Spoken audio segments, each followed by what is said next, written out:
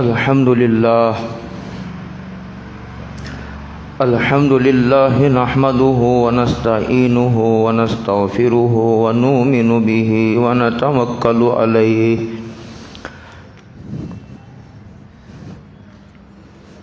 ونعوذ بالله من شرور أنفسنا ومن سيئات أعمالنا من يهده الله فلا مضل له ومن يضلله فلا هادي له ونشهد أن لا إله إلا الله وحده لا شريك له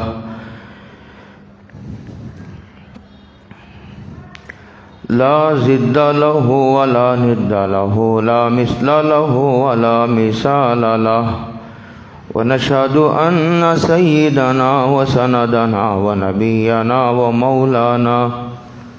ومولانا محمدا عبده ورسوله أرسله الله تعالى إلى الناس كافة بشيرا ونذيرا بين يدي الساعة من يطع الله ورسوله فقد رشد واهتدى ومن يعص الله ورسوله فقد ضل وغوى أعوذ بالله من الشيطان الرجيم بسم الله الرحمن الرحيم ألم نشرح لك صدرك ووضعنا عنك وزرك الذي أنقض ظهرك ورفعنا لك ذكرك فإن مع العسر يسرا إن مع العسر يسرا فإذا فرغت فانصب وإلى ربك فارغب صدق اللہ مولانا العظیم۔ قابل قدر بزرگوں، دوستوں، بھائیوں، السلام علیکم ورحمۃ اللہ وبرکاتہ۔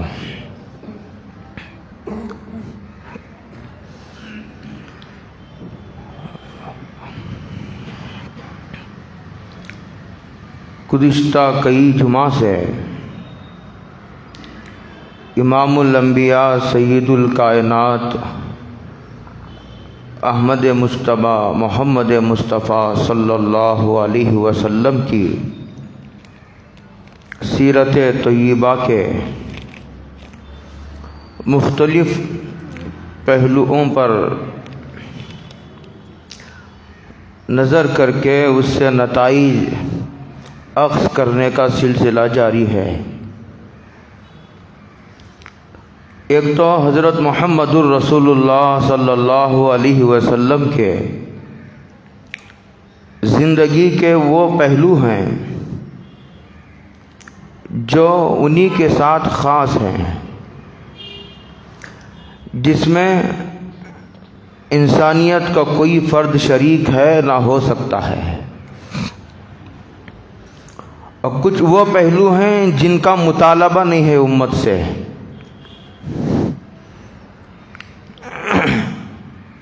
اور اللہ کا وہ منشا بھی نہیں ہے۔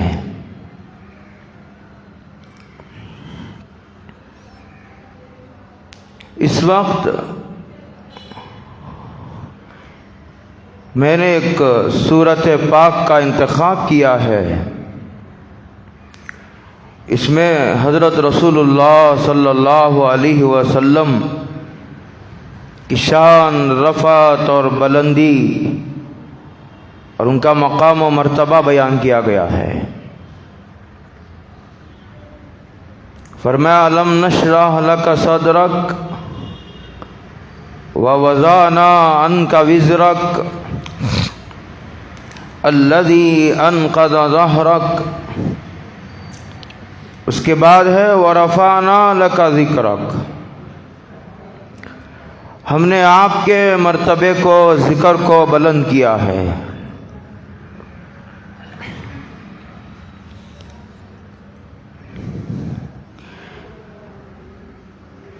یہ سورت پاک عین اس وقت نازل ہوئی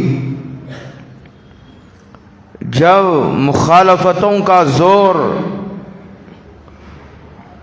اور دشمنوں نے ایڑی چوٹی کا زور لگا رکھا تھا کہ حضرت رسول اللہ صلی اللہ علیہ وسلم کو دنیا سے ختم کر دیا جائے۔ جب وہ ختم ہو جائیں گے تو ان کا مشن بھی ختم ہو جائے گا۔ تو اس وقت یہ پیشن گوئی کہیے یا اسے تسلی سے تعبیر کیجئے، یہ کہا گیا وَرَفَعْنَا لَكَ ذِكْرَكَ، تحقیق کہ ہم نے آپ کے ذکر کو بلند کیا۔ جس وقت یہ سورت نازل ہو رہی تھی، بظاہر یہ نہ سمجھ میں آنے والی حقیقت تھی کہ ایک یتیم پیدا ہونے والا بچہ جس کے پاس نہ پیسہ ہے نہ جائیداد ہے اور اس کے پاس نہ حکومت ہے اور نہ خزانے ہیں اور نہ اس کا اثر و رسوخ ہے، اور پھر ادھر خاندان والے، برادری والے، وطن، قوم سب کی سب مخالف ہے۔ بالکل عین اس وقت یہ کہا جا رہا ہے کہ ہم نے آپ کے ذکر کو بلند کیا ہے۔ وَرَفَعْنَا لَكَ ذِكْرَكَ۔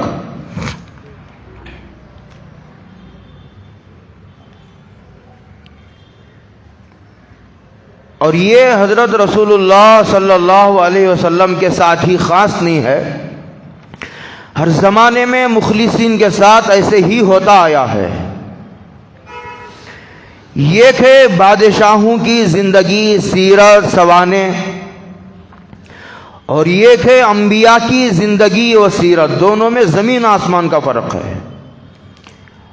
انبیاء علیہم السلام کی زندگیوں کو بادشاہوں کی زندگیوں کی طرح نہیں پڑھنا چاہیے، اس لیے کہ ان کی زندگی کو اس سے کوئی نسبت نہیں ہے۔ انبیاء کی زندگیوں کو بادشاہوں کی زندگیوں کی طرح نہیں پڑھنا چاہیے، اس لیے کہ نبی جو ہوتا ہے وہ خدا کا براہ راست نمائندہ ہوتا ہے، اس کے ساتھ اللہ کی غیبی تائید و مدد شامل حال ہوتی ہے، اور جو نبی ہوتا ہے اس کو ایک عظیم مقصد دے کر بھیجا جاتا ہے، اس کو بادشاہوں کی زندگیوں سے ٹیلی کرنا یہ حماقت کے علاوہ کچھ نہیں ہے۔ تو مخلصین کے ساتھ بھی ہر زمانے میں ایسا ہی ہوا اور ہوتا رہا ہے۔ جس مخلص نے بھی اس دین کے اور حضرت رسول اللہ صلی اللہ علیہ وسلم کے مشن کو اور ان کے علم کو، جھنڈے کو لے کر کے وہ کھڑا ہوا، تو انہیں ان کا استقبال مخالفتوں سے ہوا، ان کا استقبال دشمنیوں سے، تانوں سے، اور ان کی پگڑیوں کے اچھالنے سے۔ اسی طرح کی ایک لمبی تاریخ ہے مخلصین کی، یہی حضرت رسول اللہ صلی اللہ علیہ وسلم کے ساتھ بھی ہوا۔ اب میں تفصیل میں گئے بغیر اتنا عرض کروں، قرآن کریم نے بہت بر موقع یہ پرمسرت مجزہ اور خوشخبری سنائی حضرت رسول اللہ صلی اللہ علیہ وسلم کو کہ ہم نے آپ کا ذکر بلند کیا ہے، یعنی کر ہی دیا آپ کا ذکر بلند۔ کیسے؟ روایتوں میں آتا ہے، آپ وہاں سے چلیے مختصر طور پر، کہ عرش پر 1.25 لاکھ سے زیادہ انبیاء دنیا میں آئے، لیکن عرش پر اللہ کے علاوہ اللہ کے ساتھ حضرت محمد الرسول اللہ صلی اللہ علیہ وسلم کا نام لکھا گیا ہے، یہ ان کے بلندی مقام کے ثبوت کے لیے کافی ہے۔ اور دوسرا، جیسے کہ اس سے پہلے یہیں آ کر کے بات رکی تھی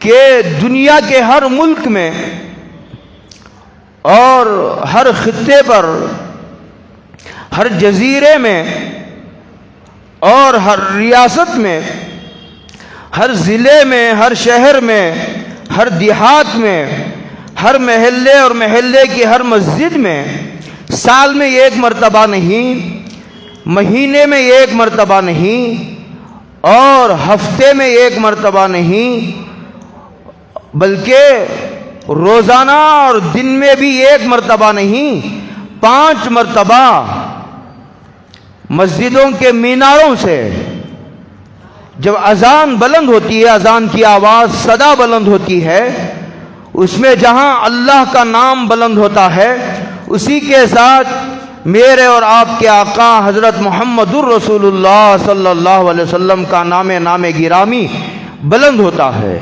اشہد ان لا الہ الا اللہ واشہد ان محمد الرسول اللہ، 5 اذانوں میں، اور اقامت کہی جاتی ہے، 5 وقت نماز پڑھی جاتی ہے تو 5 وقت اقامت کہی جاتی ہے، اس میں بھی اشہد ان محمد الرسول اللہ کے الفاظ بلند کیے جاتے ہیں۔ جہاں اللہ کا نام بلند ہوتا ہے، وہیں حضرت رسول اللہ صلی اللہ علیہ وسلم کا نام گرامی بلند ہوتا ہے۔ اسی طرح نماز میں اتحیات ہے، اتحیات میں اشہد ان لا الہ الا اللہ واشہد ان محمدا عبدہ ورسولہ، جب تک آدمی نہیں کہتا اس کا اتحیات مکمل نہیں ہوتا، اور جب تک اتحیات مکمل نہیں ہوتا اس کی نماز مکمل نہیں ہوتی۔ گویا نماز کی تکمیل اتحیات پر موقوف اور ڈیپینڈ ہے۔ بلکہ ایک بات اور لکھی ہے علماء نے کتابوں میں، یہ لکھا ہے کہ آپ دنیا کا سفر کرتے چلے جائیے تو ہر منٹ اور ہر لمحہ آپ کو اذان ملے گی، تو گویا پوری دنیا میں 24 گھنٹے اذان ہو رہی ہے۔ آپ یہاں ہو رہی ہے، اور 1 منٹ کے بعد چلے جائیے تو کسی اور دوسرے ملک میں ہوگی، اور 1 منٹ میں چلے جائے تو کسی اور ضلع میں اذان ہو رہی ہے، اور ایک تھوڑی دور چلے جائیے تو 1 منٹ کے بعد کسی اور صوبے میں اذان ہو رہی ہے۔ اس طرح یہ اذان 24 گھنٹے ہو رہی ہے۔ تو اس کا مطلب یہ ہے کہ 24 گھنٹے اللہ کا نام بھی بلند ہو رہا ہے، اور میرے اور آپ کے آقا حضرت محمد الرسول اللہ صلی اللہ علیہ وسلم کا نام بلند ہو رہا ہے۔ یہ ایک بہت بڑی حقیقت ہے۔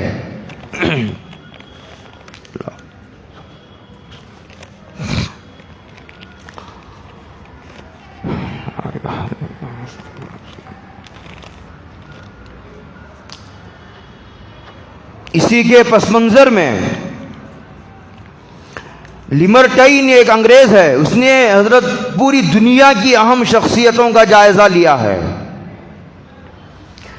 کہ پوری دنیا پر اثر چھوڑنے والے کون کون لوگ ہیں۔ ایسا ہوتا ہے کہ ایک آدمی پیدا ہوتا ہے، چند سالوں کے بعد اسے بھلا دیا جاتا ہے۔ ایک اور بڑا آدمی پیدا ہوتا ہے، چند سالوں کے بعد اسے بھلا دیا جاتا ہے۔ ایک بہت بڑا عالم پیدا ہوتا ہے، چند سالوں کے بعد اسے بھلا دیا جاتا ہے۔ ایک بہت بڑا ڈاکٹر پیدا ہوتا ہے، پورے علاقے پر اس کا اثر و رسوخ ہوتا ہے، اس کی مہارت کے چرچے ہوتے ہیں، چند سالوں کے بعد اسے بھلا دیا جاتا ہے۔ ایسا ہوتا ہے اور بارہا ہوتا ہے۔ ایک سائنسدان پیدا ہوتا ہے، جس زمانے میں جس علاقے میں پیدا ہوتا ہے اس کا چرچا ہوتا ہے، اور 100 سال 200 سال گزرتے گزرتے لوگوں کے ذہنوں سے اس کا نام مٹ جاتا ہے اور لوگ بھول جاتے ہیں، نئی نسلیں اسے جانتی بھی نہیں۔ ایسا ہوتا ہے۔ لیکن اس انگریز نے پوری دنیا کی اہم شخصیات کا جائزہ لے کر کے لکھا ہے، اور یہ لکھنے والا کوئی صاحب ایمان مسلمان نہیں، یہ انگریز ہے۔ شہادت تو وہ ہے جسے دشمن دے، کمال جب ہے کہ جس کمال کی گواہی دشمن دے، اور دشمن بھی گھٹنے ٹیکنے پر مجبور ہو، دشمن کی زبان بھی اسے لوہا مانے۔ تو وہ لکھتا ہے کہ میں نے پوری دنیا کی پر اثر انداز ہونے والے، پوری دنیا پر اثر چھوڑنے والے شخصیات کا میں نے جائزہ لیا، تو نمبر 1 پر حضرت محمد الرسول اللہ صلی اللہ علیہ وسلم کی ذات گرامی کے علاوہ مجھے کوئی نہیں مل سکا، یہ اس نے لکھا۔ اس کے بعد اس نے ایک عجیب بات لکھی، وہی میں کہہ رہا تھا کہ حضور کی اور انبیاء کی زندگیوں کو بادشاہوں کی زندگیوں سے اور سیاسی لوگوں کی زندگیوں سے ملا کر نہ دیکھو، سیرت کے پڑھنے کا یہ طریقہ نہیں ہے۔ علامہ شبلی نعمانی نے ایک بڑی عجیب و غریب کتاب لکھی ہے، حضرت خلیفہ دوم فاروق اعظم عمر ابن خطاب رضی اللہ تعالی عنہ کی سیرت پر، الفاروق کے نام سے اردو میں ہے، بات ہے۔ بات ہمارے ہے تو بڑی عجیب و غریب کتاب، پڑھنے کے قابل کتاب ہے، لیکن ہمارے بعض اکابر کی رائے اس کے بارے میں یہ ہے کہ اس کا ایک پہلو اس اعتبار سے کمزور ہے کہ انہوں نے فاروق اعظم کو ایک بادشاہ کی حیثیت سے بیان کیا ہے۔ اس میں حضرت فاروق اعظم کی جو صحابی ہونے کی حیثیت ہے، وہ حیثیت مغلوب ہوتے ہوئے نظر آتی ہے، جبکہ حضرت فاروق اعظم کی صحابی ہونے کی جو حیثیت ہے، اس کو تو بادشاہ، اس کی گرد کو تو بادشاہت بھی نہیں پہنچ سکتی، وہ تو اتنا بڑا مقام ہے۔ انبیاء کے بعد اس سرزمین پر سب سے مقدس طبقہ، گروہ، سب سے زیادہ قابل احترام طبقہ وہ صحابہ کی مقدس جماعت کا ہے۔ یہ ذہنوں میں رہنا چاہیے، یہ اوجھل نہیں ہونا چاہیے۔ آئے دن لوگ صحابہ کے تعلق سے زبان درازی سے کام لے رہے ہیں، ان کے سوئے خاتمے کا خطرہ ظاہر فرمایا، سوئے خاتمے کا علماء نے۔ یہی دین کے یہ قافلے اول ہے، یہ حضور کے براہ راست شاگرد ہیں، جن کی تربیت حضرت رسول اللہ صلی اللہ علیہ وسلم کی نگرانی میں ہوئی۔ تو میں یہ کہہ رہا تھا کہ وہ لیمرٹائن لکھتا ہے کہ میں نے پھر ان کی وجوہات پر غور کیا۔ یہ تو اس نے یہ کہا کہ پوری دنیا پر اثر چھوڑنے والے جو شخصیات ہیں، اس میں نمبر 1 میرے اور آپ کے آقا حضرت محمد الرسول اللہ صلی اللہ علیہ وسلم کی ذات گرامی ہے۔ اس کی وجوہات لکھتے ہوئے کہتا ہے، وجہ اس کی یہ ہے کہ یہ وہ شخص ہے جو بے سر و سامانی کے عالم میں نمایاں ہوا ہے، یتیم پیدا ہوا اور اس کے پاس کچھ نہیں، نہ پیسہ، نہ جائیداد، نہ خزانے، اس کے پاس نہ جو ہے وہ کوئی اثر و رسوخ، کچھ نہیں، لیکن بے سر و سامانی میں ابھرنے والا یہ نبی۔ اس کے بعد لکھتا ہے کہ یہ وہ نبی ہے جو ایک عظیم مقصد لے کر کے پیدا ہوا۔ وہ عظیم مقصد کیا تھا؟ کہتا ہے کہ پوری دنیا جو مخلوق پرستی میں مبتلا تھی، کوئی سورج کے سامنے ہاتھ جوڑ رہا ہے، کوئی چاند کے سامنے، اور کوئی درختوں کے سامنے گر رہا ہے، کوئی پتھروں کی پوجا کر رہا ہے، جس میں بھی ان کو کچھ نفع نظر آتا ہے، بس وہی مشکل کشا اور حاجت روا ہے۔ تو یہ وہ یتیم جس کے جیب میں ایک کوڑی نہیں ہے، یہ پوری کائنات کے انسانوں کو سدھارنے کے لیے نکلا ہے۔ یہ اس انگریز کے الفاظ ہیں۔ اچھا، تیسرا جملہ وہ یہ لکھتا ہے، اس سے سبق لینا چاہیے کہ جو نبی یا نبی کے سچے جانشین ہوتے ہیں، وہ ان کی کامیابی ان پیسوں کے بنیاد پر نہیں ہوتی، غیبی طاقت ہے جو ان کی پشت پناہی کر رہی ہوتی ہے۔ اسی لیے بے سر و سامانی میں دیکھ کر ان سے پنجہ لڑانے کی کوشش نہیں کرنا چاہیے۔ یہ طاقت نظر تو نہیں آ رہی، یہ نظر نہ آنے والا ایک مولا ہے، اس کا سہارا ہے، اس کا آسرا ہے، اس کی پشت پناہی ہے، اس کی طاقت تائید کر رہی ہے پیچھے سے۔ ہاں، کہیں نظر نہ آنے والی طاقت، کیونکہ نظر ہی نہیں آتی خدا کی طاقت، فرشتوں کا غیبی نظام ہے پورا، وہ نظام نظر نہیں آتا۔ اس کی وجہ سے آدمی کبھی الجھ پڑتا ہے ایسے لوگوں سے جن کے ساتھ ظاہری مادی قوتیں، حکومتیں، خزانے نہیں ہوتے، ایسوں کو لوگ حقیر بھی سمجھتے ہیں اور ان سے الجھ پڑتے ہیں۔ تو کہتا ہے وہ انگریز کہ یہ عظیم مقصد لے کر کے وہ نبی ابھرا ہے۔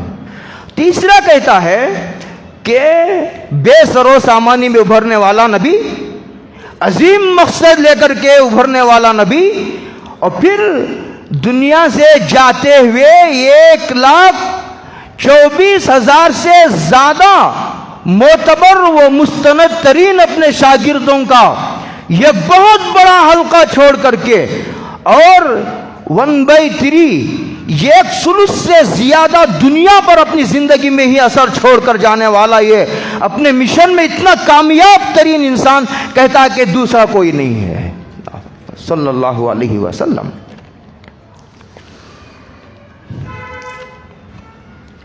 اس سے پہلے میں نے ایک اور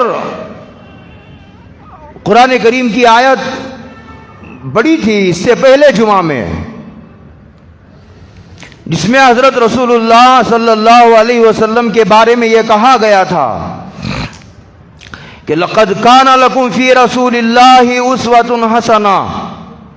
لوگ سرسری گزر جاتے ہیں یہ آیت پڑھ کر کے کہ چونکہ ہر دن سنتے ہیں، روزانہ ہی سنتے ہیں، اس کے مضمون پر غور نہیں کرتے۔ اس میں یہ کہا جا رہا ہے کہ تمہارا آئیڈیل حضرت محمد الرسول اللہ صلی اللہ علیہ وسلم کی ذات گرامی ہے۔ تمہیں کسی اور کو، اگر موسیٰ بھی آئے، موسیٰ کی شریعت پر عمل کرو گے تو بھی کامیابی نہیں ملے گی، عیسیٰ کی شریعت پر عمل کرو گے تو بھی کامیابی نہیں ملے گی، تم اگر حضرت داؤد کی شریعت پر عمل کرو گے تو بھی کامیابی نہیں ملے گی، حضرت سلیمان کی شریعت پر عمل کرو گے تو بھی کامیابی نہیں ملے گی۔ جب حضور کو چھوڑ کر دوسرے نبی کی شریعت پر عمل کرو گے تو بھی کامیابی نہیں ملے گی۔ آپ کو یاد ہے وہ واقعہ کہ ایک مرتبہ حضرت فاروق اعظم حضور کے سامنے بیٹھ کر توریت پڑھ رہے، تو حضور کی نظر پڑ گئی، پوچھا، حضور کا غصہ چہرے سے سرخ ہو گیا، پوچھا عمر یہ کیا کر رہے ہو؟ کہ حضور توریت کا مطالعہ کر رہا ہوں، اس میں کوئی بات کام کی ہاتھ آ جائے۔ تو حضرت حضور نے فرمایا کہ عمر کیا بات کرتے ہو، اگر موسیٰ بھی زندہ ہوتے تو ان کی نجات بھی میری اتباع پر موقوف تھی، صلی اللہ علیہ وسلم۔ ذرا تسلی سے غور سے سنیے، جب حضور کے علاوہ کسی کی نبی کی اتباع میں بھی اس وقت نجات جو ہے وہ نجات ممکن نہیں، کسی نبی کی شریعت پہ عمل کرو گے تو نجات ممکن نہیں ہے، تو حضور کو چھوڑ کر یہودیوں کی، عیسائیوں کی، ہندوؤں کی، گمراہ لوگوں کی کے راستے پر چلو گے، ان کی زندگیوں کو آئیڈیل بناؤ گے تو کامیابی ملے گی؟ آدمی دوسروں کی نقل اس وقت اتارتا ہے جب دوسرے کی عظمت آدمی کے دل میں ہوتی ہے۔ یہ بڑی ایک حقیقت ہے، تسلی سے ایسے سمجھنے کی ضرورت ہے۔ آدمی اس وقت تک کسی کو آئیڈیل نہیں بناتا، بعض لوگ کرکٹ میں کھیلنے والے کھلاڑیوں کو آئیڈیل بناتے ہیں، بعض لوگ فلم اداکاروں کو اپنا آئیڈیل بناتے ہیں، بعض لوگ سیاسی لوگوں کو اپنا آئیڈیل بناتے ہیں، بعض لوگ مالداروں اور سرمایہ داروں کو اپنا آئیڈیل بناتے ہیں۔ ان کی زندگیاں ان کے لیے آئیڈیل ہیں، نمونہ ہیں۔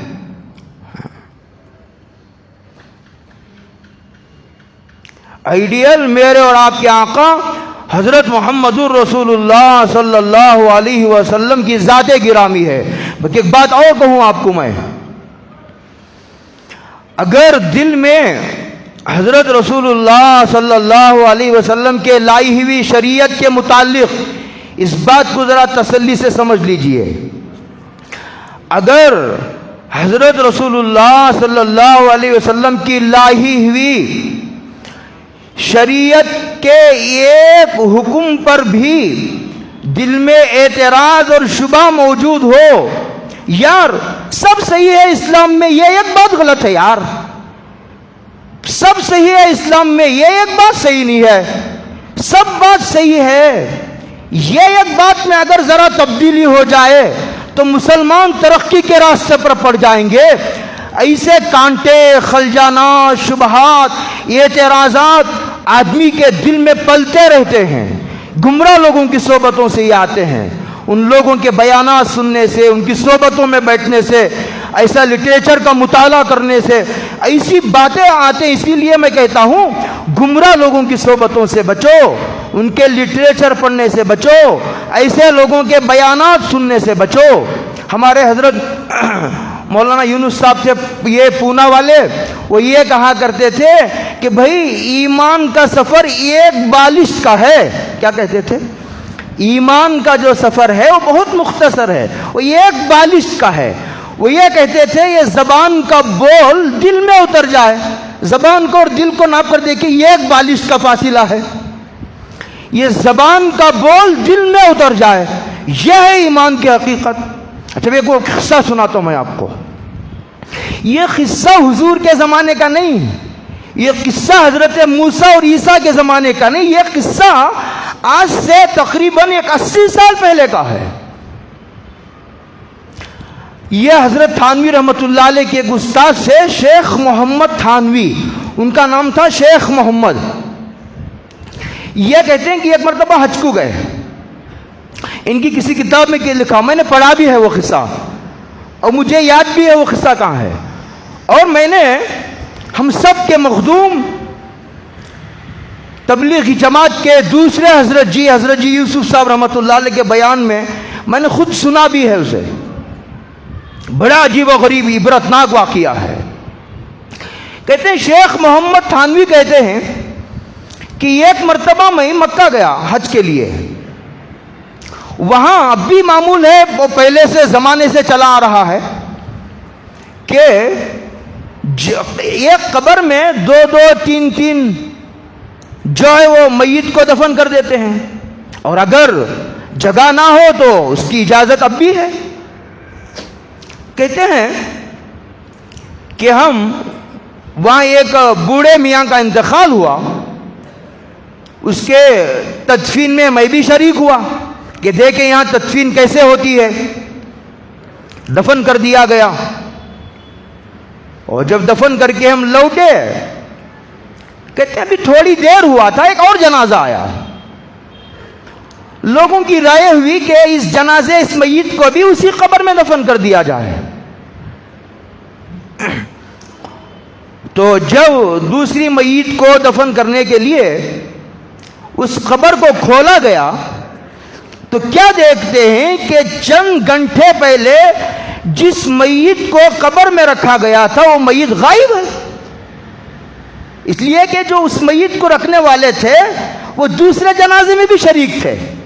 دیکھا رہے اللہ اے رب العالمین، یہ مولا کیا ہو رہا ہے، کیا ماجرا ہے کہ چند گھنٹے پہلے جس بوڑھے کو ہم دفن کر کے گئے اس کی میت تو غائب، اور وہاں ایک خوبصورت لڑکی کی میت رکھی ہوئی ہے۔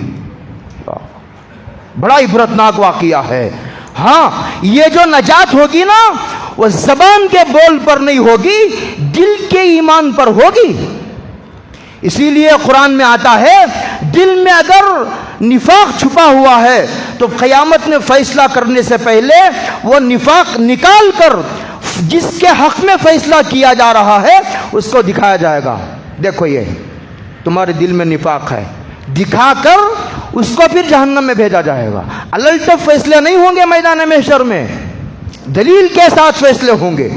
تو بات اللہ تو سارے لوگ جھانک جھانک کر ہجوم، غل ہوا، ہجوم مچا، ہنگامہ برپا ہے، قیامت برپا۔ ارے اللہ، یہ کیا ہوا؟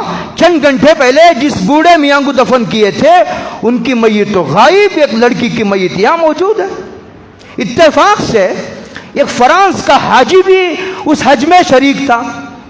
جب غل ہوا، ہنگامہ شور برپا ہوا، وہ بھی اس نے بھی جھانک کر کے دیکھا اور جھانک کر کے کہا اللہ یہ کیا ہوا؟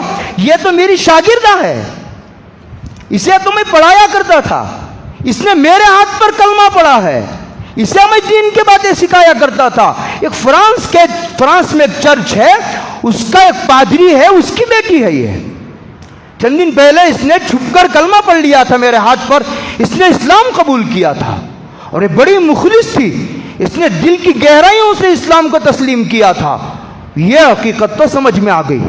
اچھا، بعد میں ایسا ہوا کہ لوگوں نے کہا کہ بھائی تم ٹیلی گرام بھیجو فرانس کو کہ اس کی حقیقت معلوم ہو۔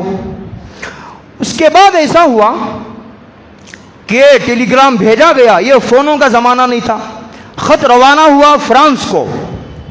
تو اس نے کہا کہ میں اس کا استاد ہوں، میں یہاں حج میں آیا ہوں مکے میں، جہاں چند گھنٹے پہلے ایک بوڑھے میاں کو دفن کیا گیا تھا، اس کی قبر میں آپ کی بیٹی کی لاش موجود ہے۔ اس نے کہا توبہ تو اللہ ہو اللہ، یہ کیا عجیب معاملہ ہے۔ تو اس کے بعد اس نے جو ہے تصدیق کے لیے اس لڑکی کی قبر کو کھودا گیا جس کا انتقال فرانس میں ہوا تھا اور جس کو فرانس کے قبرستان میں دفن کیا گیا تھا، اس کی قبر کھولی گئی۔ قبر کھولی گئی تو کیا دیکھنے والوں نے دیکھا کہ وہاں اس لڑکی کے میت کی جگہ اس بوڑھے میاں کی لاش رکھی ہوئی ہے جس کو مدینہ مکے میں دفن کیا گیا تھا۔ اللہ نے بعد میں تصدیق کے لیے اس کی فوٹو کھنچوا کر اسے مکہ بھیجا گیا، تو لوگوں نے تصدیق کی کہ ہاں یہی ہے۔ بات یہاں تک تو ثابت ہو گئی، ہاں یہ لڑکی اس کی ہے، اور وہاں جس قبر میں جو بوڑھا سویا ہوا یہ وہی بوڑھا ہے جس کو مکے میں دفن کیا گیا تھا۔ لیکن اب سوال یہ ہے کہ اللہ، یہ فرانس کی لڑکی تو دل سے اسلام اس نے قبول کیا تھا، مخلص تھی، مسئلہ حل ہو گیا، لیکن یہ جس کو دفن کیا گیا تھا مکے کی قبر میں، ان کا نام تھا دہان، شیخ دہان۔ دہان کہتے ہیں تیل بیچنے والے تیلی کو، بوڑھے ہو گئے تھے، ضعیف العمر تھے، تو سارے لوگ شیخ حرم کے پاس گئے۔ شیخ حرم عجیب و غریب معاملہ پیش آ گیا، کہ ایسا واقعہ ہوا کیا؟ تو انہوں نے کہا کہ ہم نے اپنے بزرگوں سے یہ مسلسل متواتر سنتے آ رہے ہیں کہ جس کے دل میں اسلام کے خلاف اعتراض ہوتا ہے، اگر وہ مکے میں یا مدینے میں دفن ہوتا ہے تو اللہ کی غیرت اس بات کو گوارا نہیں کرتی کہ ان کی میت کو ان مقدس مقامات میں رکھے، ان کو اٹھا کر دنیا کے کسی کونے میں پھینک دیتے ہیں۔ شیخ حرم نے کہا اللہ کی یہ سینکڑوں سالوں سے اللہ کی یہ سنت ہے۔ اللہ اکبر۔ شیخ حرم نے کہا، اس کے بعد یہ مشورہ ہوا، ان کے بیوی کے پاس چلتے ہیں، گھر کو گئے، پردہ کرایا گیا۔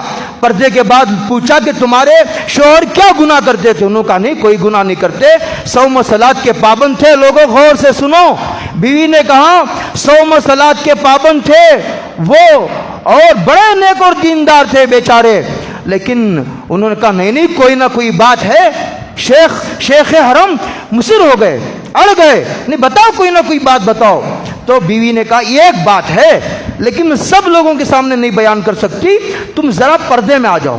تو تنہا ایک طرف ہو گئے، تو اس نے کہا کہ جب یہ مجھ سے ہم بستری کرتے تھے، جب فارغ ہوتے تھے، تو انہوں نے کئی مرتبہ یہ کہا کہ عیسائیوں کے ہاں بیوی سے ملنے کے بعد غسل فرض نہیں ہے، یہ عیسائیوں کا طریقہ اسلام سے اچھا ہے۔ اللہ اکبر، اللہ اکبر۔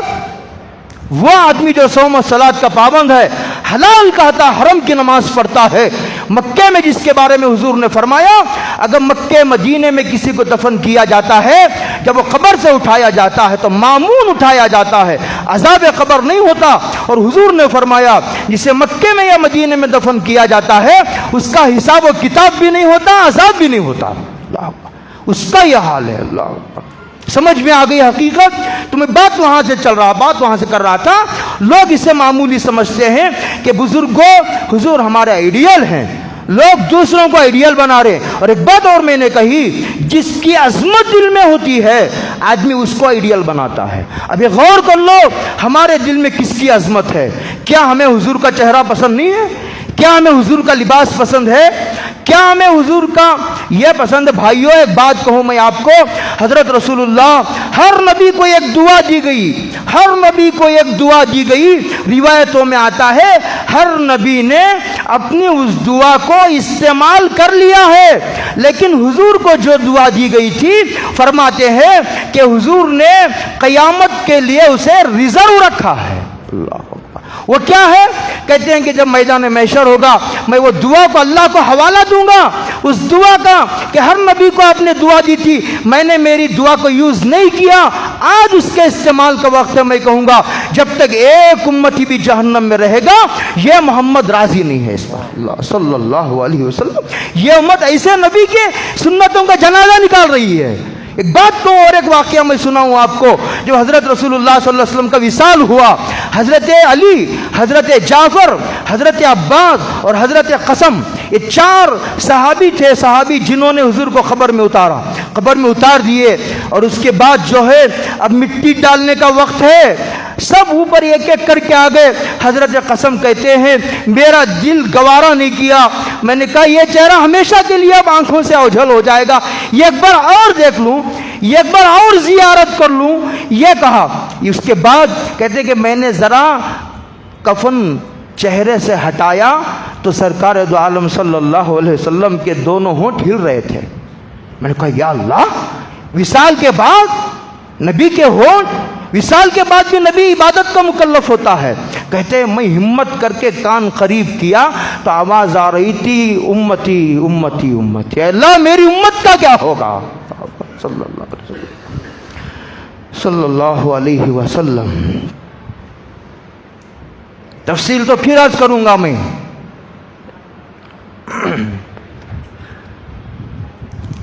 جب معراج پہ گئے سرکار دو عالم صلی اللہ علیہ وسلم، 70,000 نور کے سمندر، 70,000 حجابات۔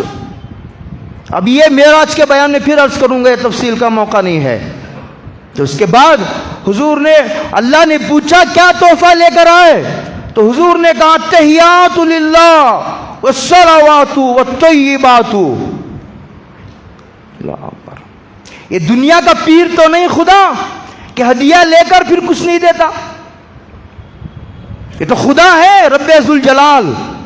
اس نے جب حضور نے یہ 3 جملے کہے تو ادھر سے جواب آیا السلام علیکہ ایھا النبی ورحمۃ اللہ وبرکاتہ، 3 کے بدلے میں 3۔ حضور پھر کھڑے رہے، کہا جی نہیں بھرا، بدلہ تو ہو گیا، ہدیہ تو میں نے دے دیا، جی نہیں بھرا۔ اللہ اکبر۔ تو حضور نے کہا حضور یہ تو میرے لیے ہوا، میری امت کے لیے تو حضور نے خود پڑھ دیا السلام علینا، یہ حضور کے الفاظ ہیں، السلام علینا وعلی عباد اللہ الصالحین، اے اللہ ہم سب پر سلامتی ہو اور دنیا میں جہاں جہاں تیرے نیک بندے ہیں ایمان والے ان سب پر سلامتی ہو۔ یہ حضور کے جملے تھے، حضور نے کہا میں منظور ہے، جاؤ۔ معراج پر جا کر اللہ اکبر، روحانیت کا سب سے بلند و بالا مقام، وہاں یہ نبی اس امت کو نہیں بھولا، اور معراج پر فرض ہونے والی عبادت نماز تک کو یہ امت بھلا گئی۔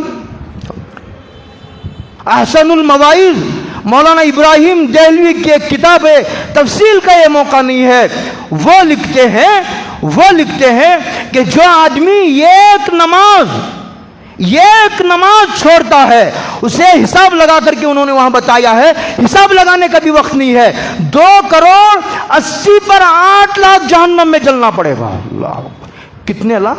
2,80,00,000 پر 8,00,000 سال جہنم میں جلنا پڑے گا ایک نماز چھوڑنے کی سزا میں۔ آپ حساب لگا لو کتنے سال سے ہم نماز ہی نہیں پڑھتے۔ نماز جو پڑھتے ہیں ایسی نماز پڑھتے ہیں کہ نماز بد دعا دے رہی ہے، دوسروں کی بد دعا کی ضرورت نہیں ہے۔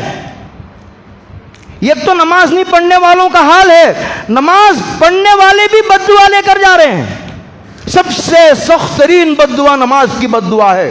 جس کے بارے میں روایتوں میں آتا ہے کہ ایک آدمی نمازی جو ہے وہ اس کا قیام ہی ٹھیک نہیں، قرات ٹھیک نہیں، رکوع ٹھیک نہیں، سجدہ ٹھیک نہیں، تو جب آدمی نماز مکمل کرتا ہے تو نماز بددعا دیتی ہے، جیسے تو نے مجھے برباد کیا اللہ تجھے بھی اسی طرح برباد کرے۔ اللہ اکبر۔ ایک قصہ سناؤں میں، روایتوں میں لکھا ہے حضرت علی رضی اللہ تعالیٰ عنہ کو تیر چھپا، تیر جب جاتا ہے اندر نکالتے ہیں تو گوشت کو لے کر کے باہر آتا ہے، سیدھا ایسا نہیں آتا، تیر جیسا بنا ہوا اندر جانے کے بعد پھیل جاتا ہے تیر۔ تو بہت نکالنے کی کوشش کی، نماز سے باہر جب نکالتے تھے اتنا زور سے چیختا تھا یہ امت کا سب سے طاقتور نوجوان حضرت علی، 2 کلومیٹر تک لوگ ان کی آواز سنتے تھے، اتنی تکلیف ہوتی تھی۔ حضرت ابو محذورہ نے ایک مرتبہ مشورہ دیا کہ ایسا کریں گے کہ حضرت علی جب نماز میں ہوں تو تیر نکال لے، یہ سب سے اچھا موقع ہے۔ نماز میں کھڑے ہو گئے، اس کے بعد لوگوں نے کھینچ کر تیر نکال لیا۔ جب نماز سلام پھیرا تو دیکھا لوگوں کا ہجوم ہے، پوچھا کوئی واقعہ پیش آیا؟ کیوں آئے؟ کہا کہ حضرت ہم نے نماز کی حالت میں آپ کا تیر نکال لیا ہے۔ تیر؟ دیکھا تو واقعی تیر غائب تھا۔ حضرت علی نے کہا قسم ہے اس رب ذوالجلال کی جس کے قبضے میں میری جان ہے، تم نے تیر نکال لیا، مجھے اتنی بھی تکلیف نہیں ہوئی جتنی چونٹی کے کاٹنے کی تکلیف ہوتی ہے۔ یہ ہوتی ہے نماز۔ ہمارا موبائل آن ہے اور ہم نماز ہی نہیں پڑھتے، نماز پڑھ کر بھی نماز کی بددعا لے کر واپس جاتے ہیں۔ یہ بزرگوں کے ملفوظات نہیں، یہ حدیث کا مفہوم عرض کر رہا ہوں۔ اس لیے نمازیں پڑھو، نمازیں نہ چھوڑو، اور دوسرا جو ہے ایسی پڑھو نماز جیسے تم اللہ کو دیکھ رہے ہو، یا نہیں تو کم سے کم یہ مرتبہ حاصل ہونے تک اتنے اطمینان سے نماز پڑھو کہ گویا اللہ تمہیں دیکھ رہا ہے۔ اس میں کیا یقین ہے، اس میں کیا شبے کی بات ہے؟ اللہ ہم سب کو عمل کی توفیق عطا فرمائے۔ باقی باتیں انشاءاللہ پھر عرض کی جائیں گی۔ اللہ عمل کی توفیق عطا فرمائے۔